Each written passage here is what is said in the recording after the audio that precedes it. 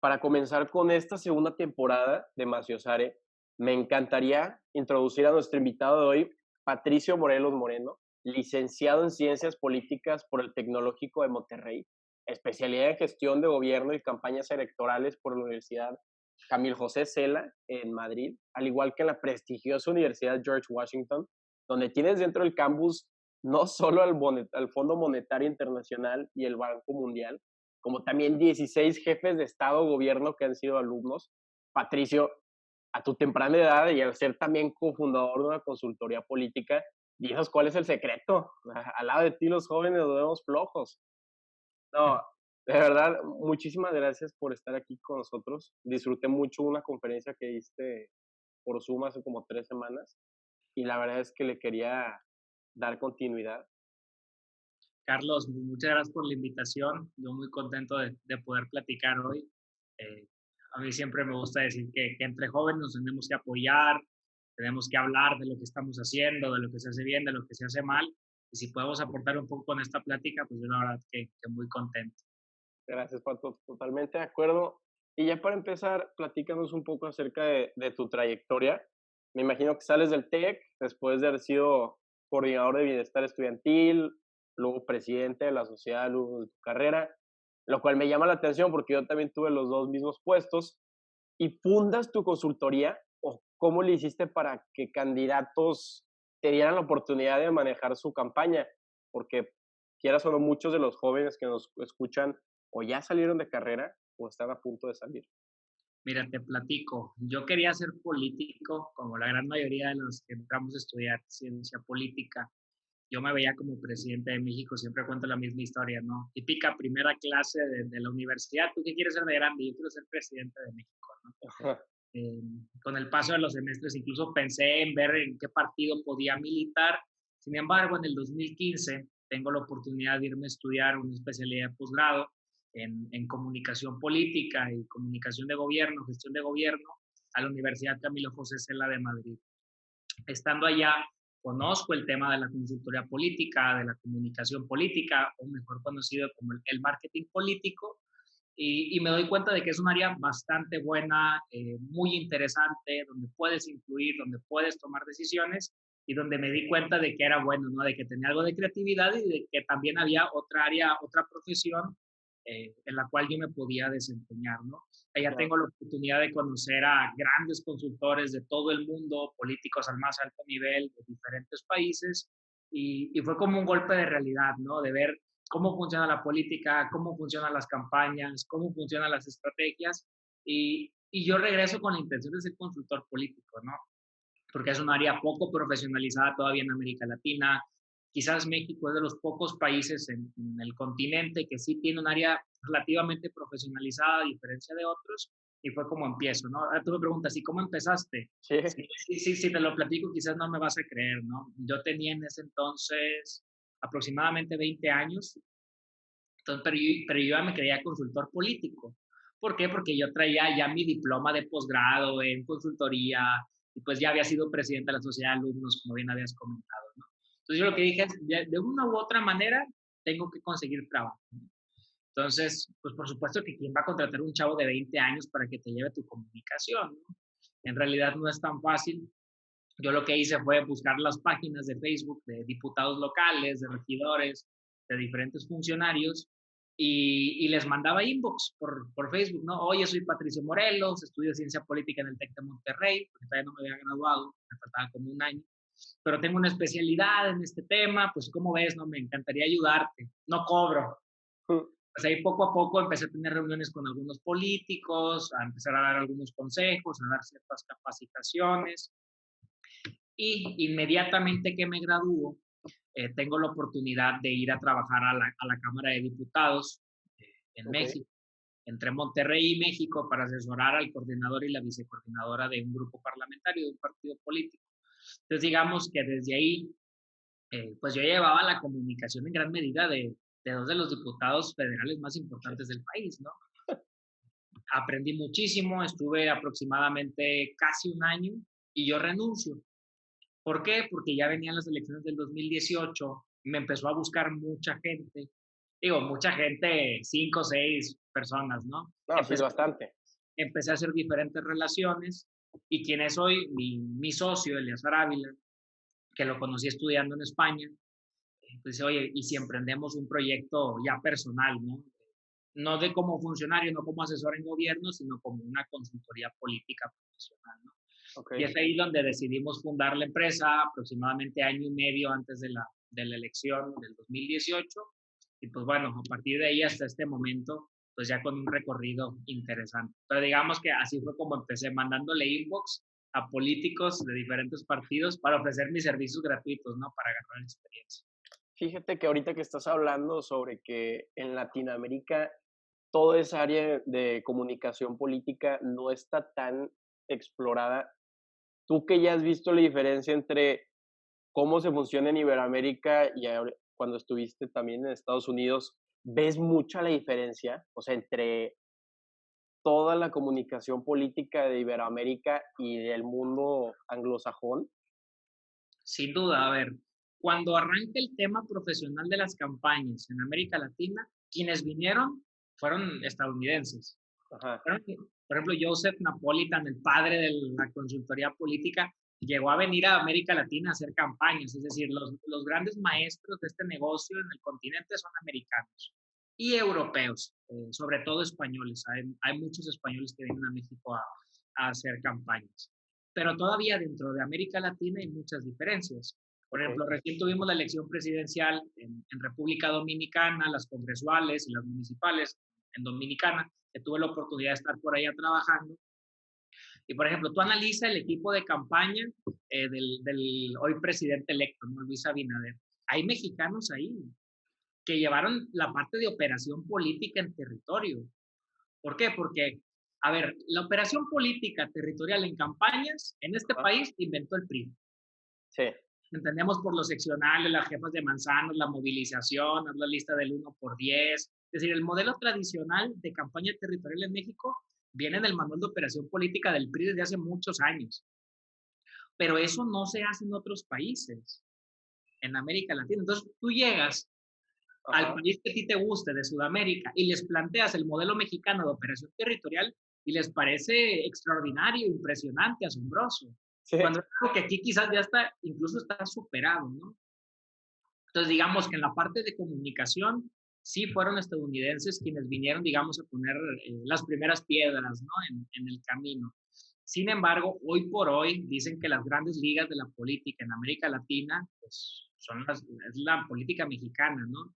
Y por eso la consultoría política en México, los mexicanos, pues están haciendo cosas bastante interesantes en otros países de Sudamérica, sobre todo Centroamérica, el Caribe, con las técnicas que aquí ya tienen 15 o 20 años utilizando.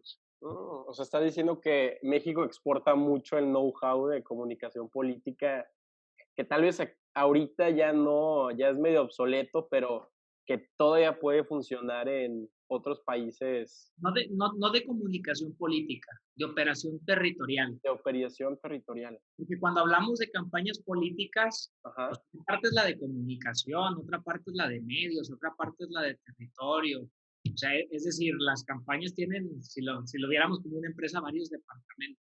okey, ya, ya, porque me gustaría entender esa como diferencia entre, pues, también para que mi público entienda cuál es la diferencia cuando tú dices: "Yo tengo una especialidad en comunicación política", con gestión operativo, o más o menos, ¿cómo lo planteas? Pues, es que, a ver, ese es un tema bien interesante. Cómo al decir yo hago campañas políticas, pues puedes hacer todo y puedes hacer nada. Claro, Un ejemplo muy claro, uno de mis mentores, una de las personas a quien más admiro, un gran amigo, Yago de Mar, ajá, del Salón de la Fama de esta profesión, ¿no? Él se dedica eh, exclusivamente al tema de oratoria, al tema de la preparación de la comunicación del candidato. okey, Pero él no te hace los mensajes, él no te consigue los votos en el territorio, él se dedica a esa parte, ¿no? Hay otros que se dedican exclusivamente a lo territorial, de decir, a ver, esta elección se va a ganar con 100 votos, suponiendo, ¿no? ¿Dónde están? ¿Ya los identificaste? Consíguelos y haz que vayan a votar el día de la elección por ti. ya, ya, ya. Otros que se dedican a la comunicación, que es generar el concepto rector, el eslogan, los mensajes, definir los públicos, bajar esos mensajes a los públicos. Y hay otros que dedican, por ejemplo, a la estrategia digital. Bueno, de la campaña, marco, bueno, cómo esos mensajes los voy a llevar a las redes sociales. Cómo van a ir a Facebook, cómo van a ir a Twitter, cómo van a ir a Instagram, cómo voy a hacer las estrategias de pauta, de publicidad en cada una de esas redes. O lo podemos ver en el tema de debate. Hay quien se dedica exclusivamente a preparar a candidatos y candidatas para debate. Ajá. Otros para el entrenamiento de medios, ¿no? Cómo dar entrevistas. Entonces, cuando hablamos sobre campañas políticas, pues tenemos que entender que sí hay estrategas generales que ven todo, que lideran equipos de un todo, ¿no? Pero hay quienes se dedican a cosas bastante exclusivas, ¿no? Y es ahí donde pues uno se distingue como pues tú qué eres, yo soy estratega digital, o yo soy estratega de debate, o de medios, o de comunicación, o de oratoria, o de territorio. Entonces, es un tema, por eso te hablo de la profesionalización de la política, ¿no? Porque antes pues uno hacía todo, pero ahora no, ahora estamos obligados a profesionalizarnos en un área para ser el mejor en esa área, ¿no? Encuestas, investigación, big data, es muy grande el abanico de opciones. Claro, se especializan y buscan ese nicho de mercado.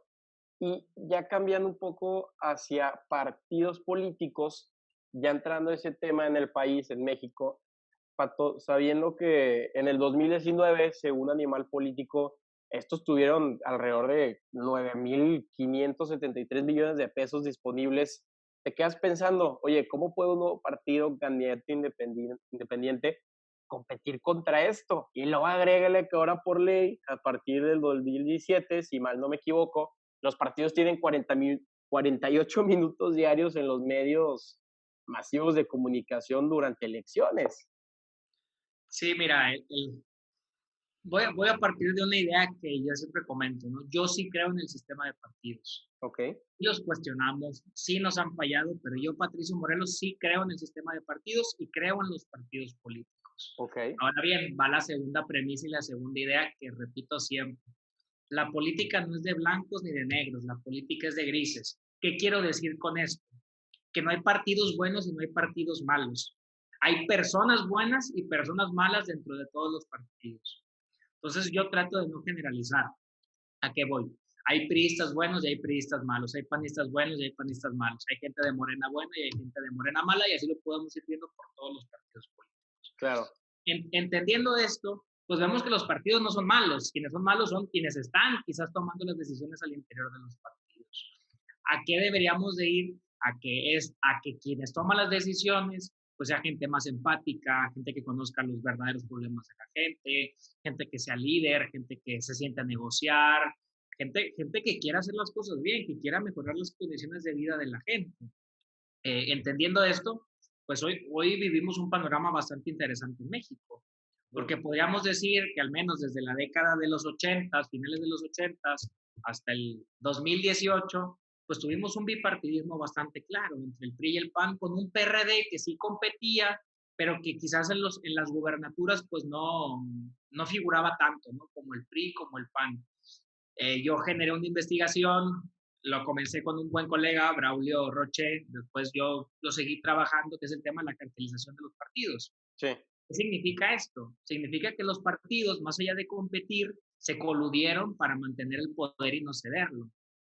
Como dicen, pues vamos a dividirnos el pastel. Hay demasiadas evidencias que no lo pueden comprobar, ¿no? ¿Qué pasa? Que se rompe el esquema de la cartelización de los partidos. ¿Por qué? Porque hoy Morena, con una mayoría tan importante en el Congreso, con gubernaturas y con la intención de voto que parece que tiene para el siguiente año, pues hoy Morena no necesita del PRI y del PAN y mucho menos del PRD para cumplir muchos de los acuerdos, ¿no? De las iniciativas, cosa que antes sí se necesitaban. Es por eso que la elección del próximo año es tan importante. ajá, Solo tenemos dos caminos o dos opciones. Una, que Morena se consolida como partido de gobierno y Andrés Manuel López Obrador como el gran líder político de este país. O bien, ¿no? una segunda alternativa, que es que los partidos de oposición pues le resten un poco de poder al presidente y podamos o lo obliguen a sentarse a negociar con ellos para llegar a acuerdos importantes. Ok, y antes de hablar del tema de la cartelización de los partidos, que sí se me hace algo sumamente interesante, eh, tú con tus, ya que has vivido en Washington, estás en la cúpula del poder de Estados Unidos, ¿Tú crees que los partidos políticos deberían de tener recursos del Estado o impuestos del pueblo para fines electorales? Por lo mismo que luego la línea entre el Estado y partido se puede volver muy borroso y como sabes, en Estados Unidos los partidos no reciben financiamiento del Estado, solo subsidios de ese tipo. Ese es un debate muy interesante, porque a ver, ¿por qué en México tenemos financiamiento público para evitar que empresas, para evitar que el crimen o para evitar que países extranjeros financien campañas y luego que quienes ganen las elecciones pues dependan de estas personas, ¿no? O que les deban uno o dos favores. Claro, Bueno, tenemos el caso de Estados Unidos, ¿no? Donde el financiamiento es prácticamente privado y son las empresas y los ciudadanos los que aportan para las campañas, ¿no? Tenemos el caso de Barack Obama, que es quizás el más estudiado, de cómo a través de Facebook hizo una campaña de recaudación de fondos, de crowdfunding, donde prácticamente financió gran parte de su campaña con dinero de ciudadanos, ¿no? Pero bueno, a ver, te pongo el caso del Partido Republicano. Hoy ujú, tenemos en Estados Unidos al año 5, 6, 7, 10 balaceras en escuelas, asesinatos masivos por la facilidad para conseguir armas en el país, ¿no? Entonces la gente que dice, es que tenemos que regular la compra de armas, hay que hacer una nueva ley. Pero luego te das cuenta de que es la Asociación Nacional del Rifle, uno de los principales financiadores del Partido Republicano y en el gobierno, pues por supuesto que no van a legislar así se esté muriendo la gente en la calle, porque pues es el dinero de las campañas y son quienes pagaron tu campaña que te pusieron en el poder. claro.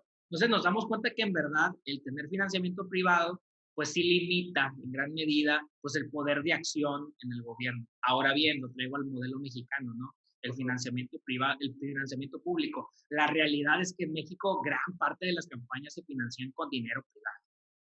Esa es una realidad. Claro, lo que es público, lo que se ve, los panorámicos, muchas de las cosas que se pueden contabilizar sí se pagan con dinero público, pero muchas otras cosas se pagan con dinero privado y tenemos el caso de Odebrecht, ¿no? Sí, Es la investigación que tenemos de cómo Emilio Lozoya comenta de que la empresa pagó millones de dólares para pagar consultores políticos, que es finalmente a lo que yo me dedico, ¿no? Cómo este modelo se replicó en muchos de los países de América Latina. Entonces, ¿cuál es el tema del financiamiento público? Pues que evidentemente se gasta mucho dinero de impuestos de ciudadanos eh, en partidos políticos, ¿no? Mucho dinero anualmente. ¿Cuáles son los beneficios?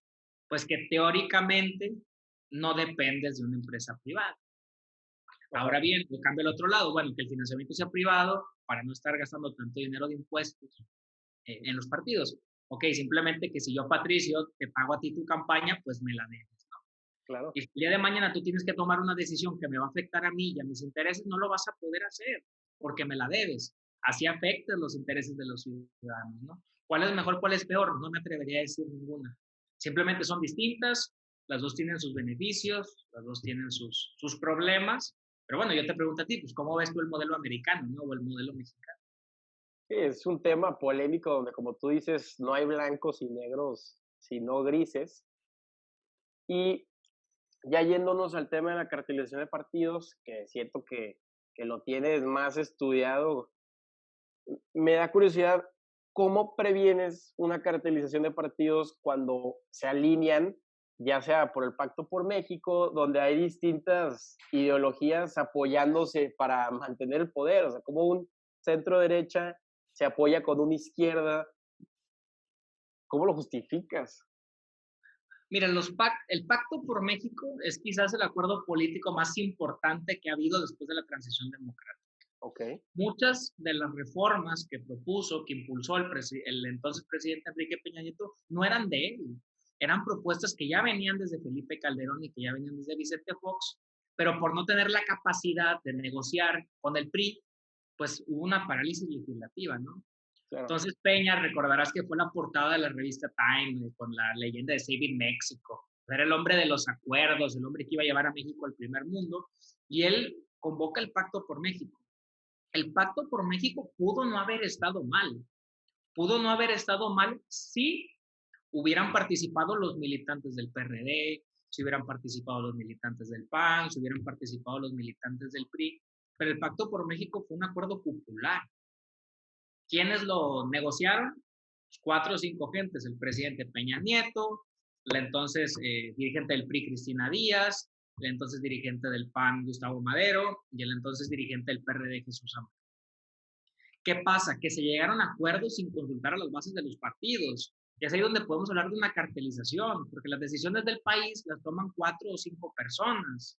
Claro. No la toma el gran grueso de la sociedad. Y esto obviamente provocó problemas al interior de los partidos que hoy todavía los vemos. Está el caso del PRD, ¿no? Que es, bueno, el PRD votó en contra de la reforma energética. Sí, pero votó, pero firmó un pacto que proponía la reforma energética, la privatización del petróleo, ¿no? Que es quizás la bandera más importante de la izquierda en este país. Claro. Y eso provocó problemas al interior de los partidos. El hoy canciller Marcelo Ebrard públicamente salió a cuestionar a Jesús Zambrano como dirigente. Es lo mismo en el caso del PAN, ¿no? Quizás con la reforma fiscal. Ok, no la votaste, pero ¿cómo firmaste un pacto que proponía una reforma fiscal que iba en contra quizás de los intereses de los empresarios, que son los principales votantes del PAN? Y esto provocó también problemas al interior del PAN, entre Ernesto Cordero, que era el coordinador de los senadores del PAN, y Gustavo Madero. ¿Qué es lo que pasa? ¿Qué podría decir Marcelo Ebrard o qué podría decir Ernesto Cordero? Pues sí, pues como hay línea, pues uno la tiene que votar a favor. ¿Cuál es el problema? Que los votantes van a decir, nosotros somos unos traidores del PRD o unos traidores del PAN. Por supuesto, ¿quién capitalizó este descontento? Andrés Manuel López Obrador. ¿Y quién comandaba las protestas en la calle contra la reforma energética? López Obrador. Y yo te pregunto hoy, ¿dónde está López Obrador y dónde está el PRD? ¿O dónde están muchos de los panistas que en ese momento aprobaron las reformas? Pues incluso hoy están siendo investigados por el caso de Emilio Lozoya, ¿no? Por el caso de Emilio Lozoya. Entonces, este es el tema de la cartelización, ¿no? Cómo entre grupos políticos, entre cúpulas, entre élites, toman las decisiones importantes para ellos seguir manteniendo el poder y no cederlo. Hoy se rompió la cartelización de partidos. Si el próximo año Morena pierde la mayoría, pues va a tener que negociar. Ahora quizás va a haber una nueva cartelización simplemente con un nuevo líder. Ya no va a ser Peña Nieto, ahora va a ser el presidente López Obrador. Oye, y luego súmale que no solo están centralizando el poder de esa forma, sino que con la creación del INE aumenta esa centralización de poder porque ahora el instituto designa consejeros para los organismos locales y ¿quiénes son los que los nombran? Pues los legisladores federales. Entonces, esa concentración de poder. No, es un absurdo. Muchas veces cuando tú analizabas, por ejemplo, el consejo del INE, pues los analistas te decían, bueno, mira, estos dos son pro PAN, estos dos son pro PRI y estos son pro PRD. O sea, ¿por qué tenemos que tener consejeros ciudadanos independientes que sean pro partidos políticos, ¿no? De derecha, de izquierda o de centro. Pero es algo que sucede mucho. Y el Pacto por México, insisto, es el gran ejemplo. O tú te diste cuenta que hicieron mesas de trabajo en el PRD para preguntarle a la gente qué opinaba y qué podían proponer y qué cambios. O al interior del PAN tuviste mesas de trabajo, o al interior del PRI. Nadie consultó a los militantes, nadie consultó a la ciudadanía, sino que fueron acuerdos arriba que llegaron a la aprobación de las reformas. ¿Y qué pasa? Pues que la política se despolitiza. Porque yo como ciudadano, pro PRD, pro PAN o pro PIP, pues me decepciono porque mi voz no está siendo considerada. Mis intereses no están siendo considerados. Entonces es un tema pues, bastante interesante. Entonces, ¿de dónde viene esa como obsesión mexicana del presidencialismo fuerte o de que todo lo queremos centralizar? Todo es, a ver, agarra aquí, agarra acá, llévate a la operación. ¿De dónde viene esa mentalidad, Pato? Pues es que hay un paternalismo con el gobierno. Tuvimos un PRI gobierno, 70 años, desde la fundación del PRI, 1929, hasta el 2000, que se pierde por primera vez la presidencia de la República, donde el presidente era el amo y líder de este país.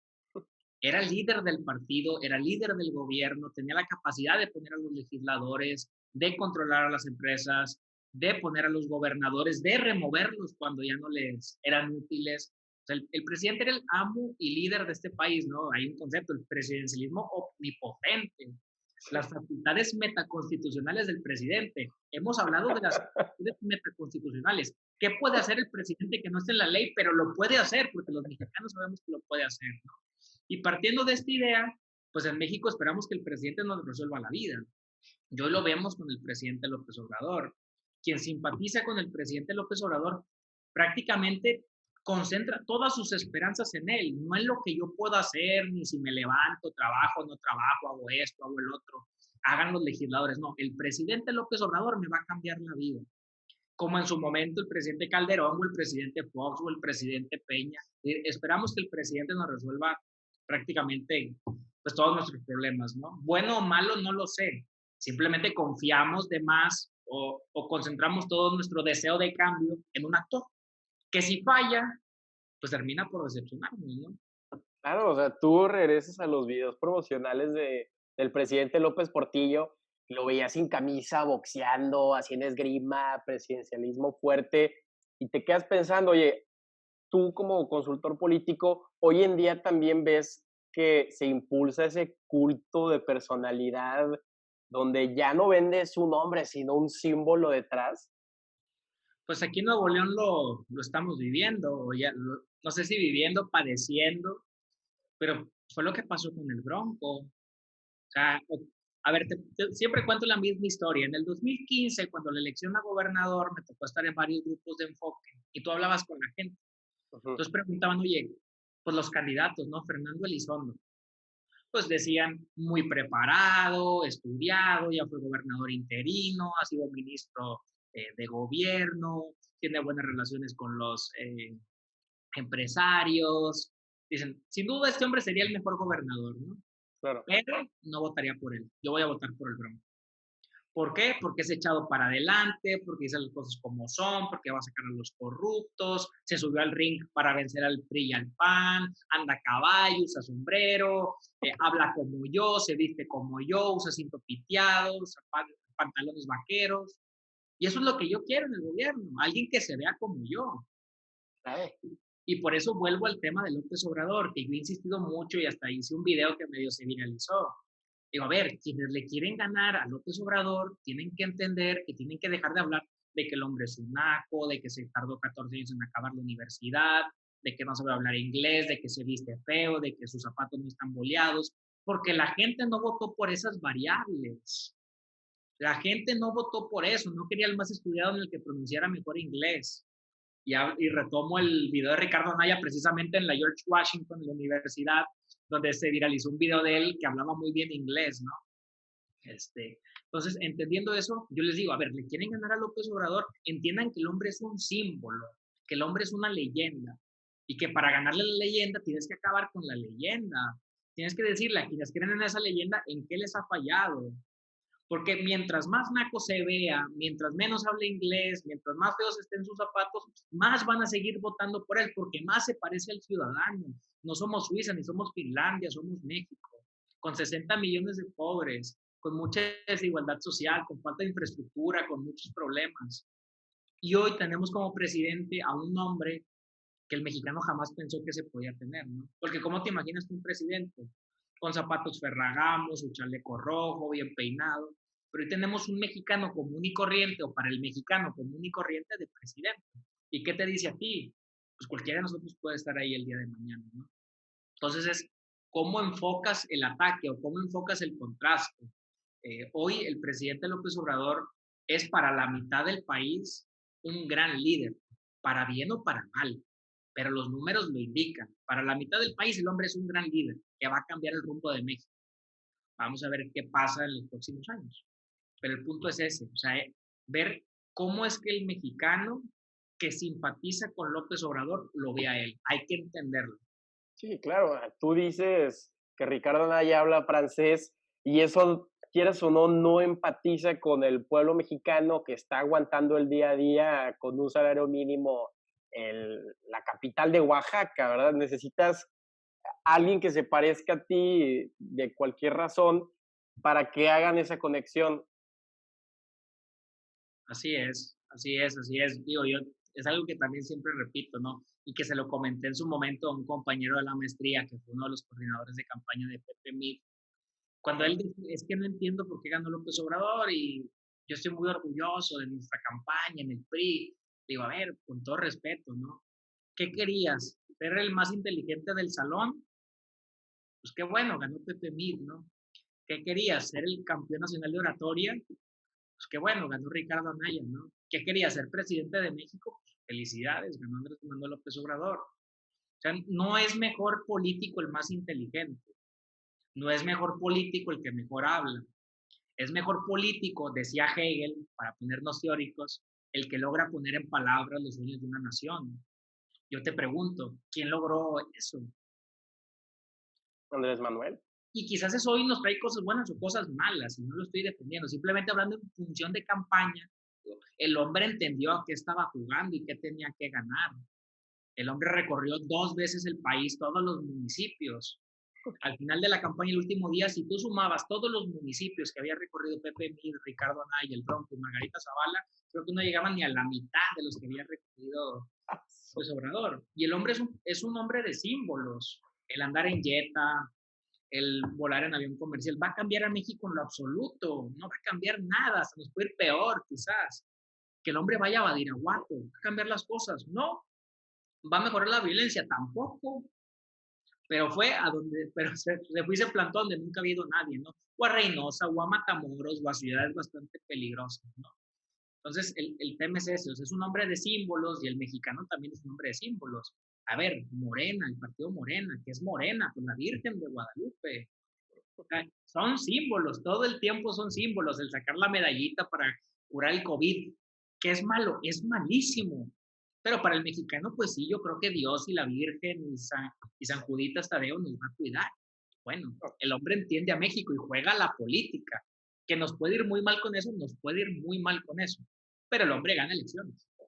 Y ya regresando, pues yendo al tema de símbolos, Pato, a mí me intriga cómo un exalcalde del municipio de García, con un poco menos de 200,000 habitantes, haya llegado a no solo ganar las elecciones gubernamentales, a pesar que la candidata del PRI está siendo apoyado por el gobernador Rodrigo Medina en su entonces, y además con un presidente de la República con facultades metaconstitucionales, como tú dices.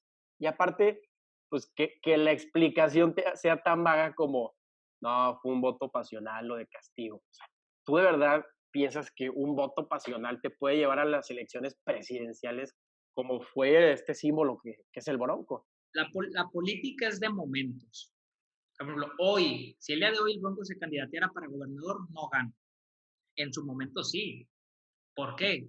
Porque el nuevo leonés estaba harto de la corrupción, estaba harto del despilfarro, estaba harto de ver cómo el grupo político de Rodrigo Medina en su entonces, pues acumulaba el poder y cómo abusaba de la gente. Yo digo, no ganó el Bronco, perdió el PRI y el PAN. Claro. Pero pues el Bronco fue quien logró encabezar ese movimiento anti-PRI y anti-PAN. El Bronco aprovechó una coyuntura histórica en la que el nuevo leonés ya quería hacer historia. Es más, yo voté por el Bronco también. Y nos fue mejor o peor. Pues no sé, quizás nos fue igual. ¿Pero qué decimos como ciudadanos? Pues sacamos el PRI y el PAN del gobierno, ¿no? Hicimos historia, cambiamos el rumbo de Nuevo León. Ahora las paredes, en lugar de ser verdes, rojas o azules, ahora son moradas independientes. Claro, la luna de miel fue muy corta en el caso de Nuevo León. Y muy rápido nos dimos cuenta de que pues no era lo que se esperaba. ¿Y por qué no iba a ser lo que se esperaba? Porque el Bronco es prácticamente un priista, estuvo 30 años en el PRI, fue alcalde por el PRI, diputado por el PRI, sus amigos son del PRI, su equipo político es del PRI, simplemente nos cambiamos del rojo al morado. Pero fue un momento histórico y él logró encabezar esa coyuntura, porque el Bronco no gana la presidencia de México. Si era el mismo personaje simpático, dicharachero, echado para adelante, vaquero, era el mismo. ¿Y por qué no ganó? Pues porque en ese momento, en ese contexto, pues las cosas no estaban dadas para que él encabezara este movimiento, ¿no? Entonces, incluso hablas ahorita, pues el voto es racional o es emocional. Pues es que yo te pregunto, en realidad, ¿qué elección es verdaderamente racional en nuestras vidas? Y también siempre doy este ejemplo. Oye, me gusta una niña, una chava. ¿A poco te pones a analizar? Déjame ver qué estudió, déjame ver quién es su familia, déjame ver cómo le ha ido con sus exnovios pasados, déjame ver si es simpática, déjame ver si se levanta temprano o tarde, si hace ejercicio. ¿A poco te pones a analizar eso? ¿Esa sería una elección racional o no? Claro. Tú dices, oye, pues David a primera vista me gustó, platiqué con ella media hora, se me hizo muy guapa, ya, estoy enamorado de ella. Pues es una elección emocional. Y luego terminas con ella o ella termina contigo, dependiendo si somos hombres o mujeres, y te pones a pensar, es que cómo le dije que sí, o es que cómo le tiré la onda.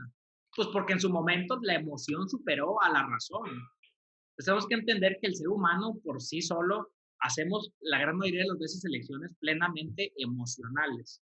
Y en política, pues todavía más. Sí, claro, o sea, ves luego el documental del Bronco ahí subido a su caballo en bota y hasta tiene su propia marca de botas y dice, no, yo quiero ese tipo de gente Y para mi de, gobierno, perdón. y de tequila también. Ah, no, hasta su tequila tiene y él tiene un problema y se toma el caballito y dices, este güey es un hombre de verdad. Y luego, pues, mucha gente considera, ya tiempo después de la luna de miel que estuvo corta, que haber votado por el Bronco fue un error, ya sea o por Chapulín o por X o Y razón, como lo había platicado en el episodio anterior con el diputado Salinas Wolver. Entonces, nos deja mucho que desear, ¿no? Y después de haber leído tu ensayo de proceso, del proceso electoral 2015 en Nuevo León, y con tu expertise en el tema, Pato, ¿tú crees que el nuevo leonés le dará una segunda oportunidad al licenciado Felipe? ¿O tu balanza se inclinaría más hacia Movimiento Ciudadano, Morena, esas nuevas caras frescas que ya todos sabemos quiénes son? Mira, en el tema de Nuevo León siempre me preguntan quién va a ganar. Aquí yo no me atrevo a hacer un pronóstico, No, no. porque aquí Nuevo León va a ser el estado más competido el próximo año. Yo digo, estas 5 bandas, puede ganar cualquiera. Puede ganar el PAN, puede ganar Morena, puede ganar Movimiento Ciudadano, puede incluso ganar el PRI si se divide mucho el voto y hace muy buen trabajo territorial como lo saben hacer. Incluso un independiente con una gran campaña. Si Clara Luz Flores, por ejemplo, fuera independiente, pues ella por sí sola es competitiva y podría aspirar a ganar. Entonces aquí tenemos 5 opciones. Ajá. No te voy a decir quién va a ganar, no lo sé. Sí, Lo que nadie sé predice el futuro. Lo que sí sé es que por marcas, la marca PAN y Morena es fuerte. La marca MC como tal no es nada fuerte.